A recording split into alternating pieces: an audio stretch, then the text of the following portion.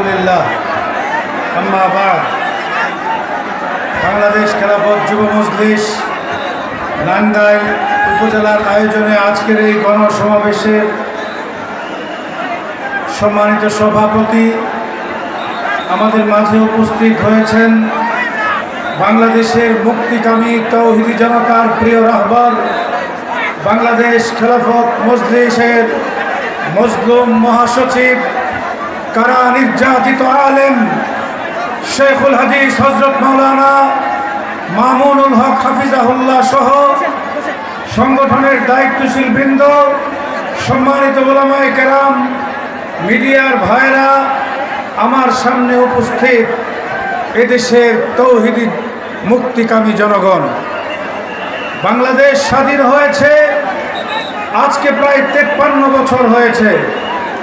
বাংলাদেশের মানুষ বিভিন্ন সময় তারা আশা করেছে, বুক বেঁধেছে, তাদের রাজনৈতিক মুক্তি হবে, তাদের অর্থনৈতিক মুক্তি হবে, নিপীড়ন নির্যাতন থেকে মুক্ত হয়ে একটি নিরাপদ বাংলাদেশে তারা বসবাস করবে। কিন্তু বাংলাদেশের মানুষ সরকারগুলো পরিবর্তন হতে দেখেছে। এক এক সরকার এক এক কথা বলে আমাদেরকে ভুলিয়েছে। কেউ এসে বলল আমরা এবার সোনার বাংলা করব, আরেকজন এসে বলল এবার নতুন বাংলা করব, আরেকজন বলল এবার আমরা সবুজ বাংলা করব। এভাবে দেখতে দেখতে 53 বছর অতিক্রান্ত হলো, মানুষের অর্থনৈতিক মুক্তি মিলল না, মানুষ রাজনৈতিক নিপীড়ন থেকে নির্যাতন থেকে মুক্তি পেল না।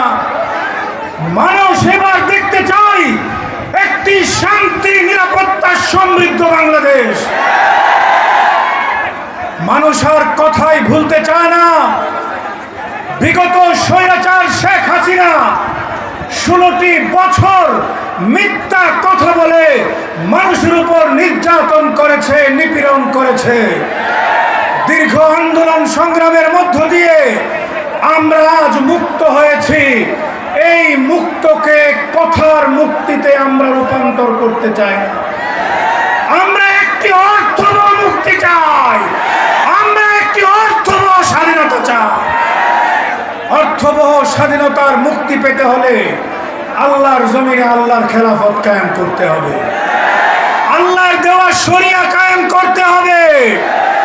আজকে বাংলাদেশ খেলাফত মজলিস গোটা বাংলাদেশের মানুষের কাছে একটাই আহ্বান করছে, তন্ত্রমন্ত্রের দিন শেষ, খেলাফতের বাংলাদেশ।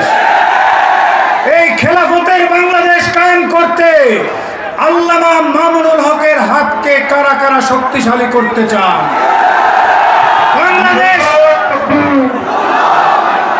বাংলাদেশ খেলাফত মজলিসের, খেলাফত যুব মজলিসের, ছাত্র মজলিসের দুর্গ গড়ে তুলতে হবে। প্রতিটি পাড়ায় মহল্লায় সংগঠনের দুর্গ করতে হবে। সংগঠনের নিয়মতান্ত্রিক কাজ করে দাওয়াতি কাজের মধ্য দিয়ে মজবুত সংগঠন করতে হবে।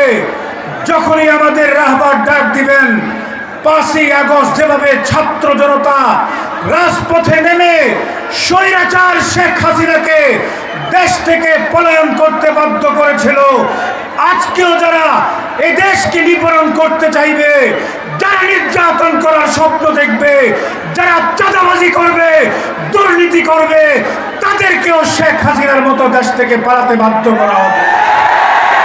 এই জন্য আপনারা প্রস্তুত আছেন তো? যখন ডাক দিবেন আল্লামা মামুনুল হক, কাফনের কাপড় বেঁধে রাজপথে নামতে হবে। আল্লাহ আমাদেরকে তৌফিক দান করুন।